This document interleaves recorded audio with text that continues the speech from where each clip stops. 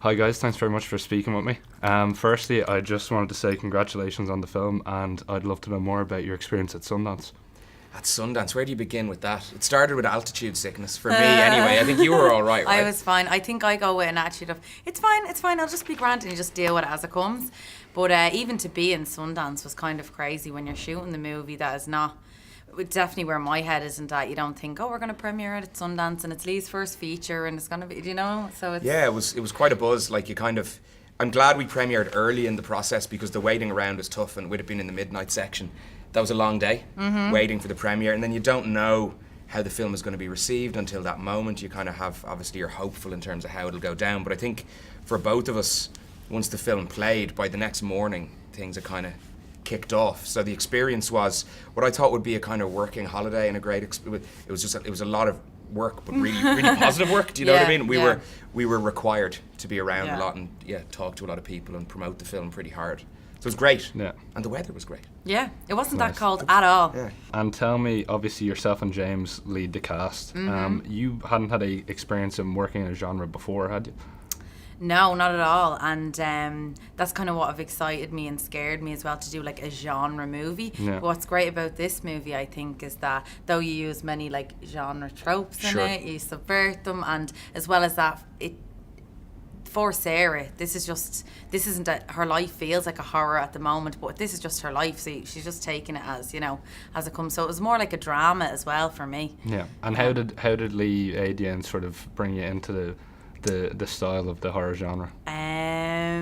It was really good because he'd set an atmosphere on set, like, he might say a word and leave you alone then, or else he'd use a lot of music. Yeah, he'd play music, and and then he'd kind of scurry off behind the camera. We didn't shoot it like we were shooting a horror movie in that way. We tried to really build it around the relationship between the mother and son, and the paranoia and the doubt we were building from that, until we had horror set pieces, and then I'm like a kid in a candy shop at that point, and it's all fun and games, Yeah. And can you tell me, Lee, you spoke previously about the importance that you place on working with the same crew again and developing a shorthand. Yeah. Can you tell me a little bit about the guys that you had, like Stephen Shields and Colin Campbell and stuff? Yeah, like there's a group of us that have kind of come up together.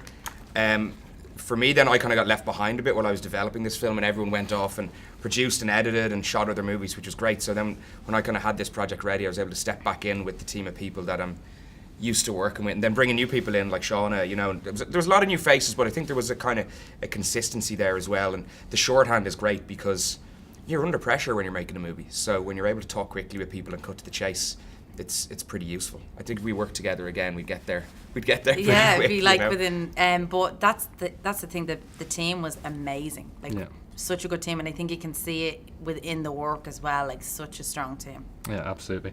And then just about the locations, can you tell me about the process of finding the right spot? I know you spoke before about finding that perfect circle in the middle of the forest and stuff. It was challenging. I was very exacting about what I wanted from the locations in the film, and so finding the house was a real challenge. We needed something that had the right atmosphere, the right scale, that we could control and do a lot with, and the house was a very important character in the film. And then equally the exterior parts of the movie, like the sinkhole, that was a tricky thing to find where we would base that, because we did discuss digging a giant hole in the earth, but it was never going to be possible. But we needed to find a place that had as many natural elements as possible to then work with the visual effects we were using. So that was like, probably you wouldn't have been aware of all this kind of messing in the background, but it took some time, and it was close to the wire before we kind of had nailed everything down. Yeah.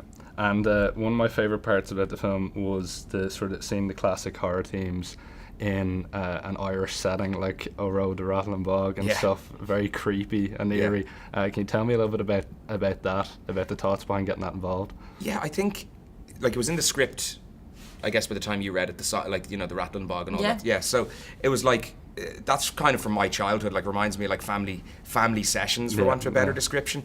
And I'm quite attracted to those murder ballad-esque songs that have like, they're sung or played in this kind of joyous way, but if you dig back in and listen to particularly, the River Solly in the end credits as well. And I just thought it had a unique little edge of Irish identity that we could bring to the film. And also I loved the rhythmic nature of the Rathlin Bog, which worked really well for that moment where your character is kind of reaching this crescendo of paranoia, this repeating song that's going over. It feels like a panic attack.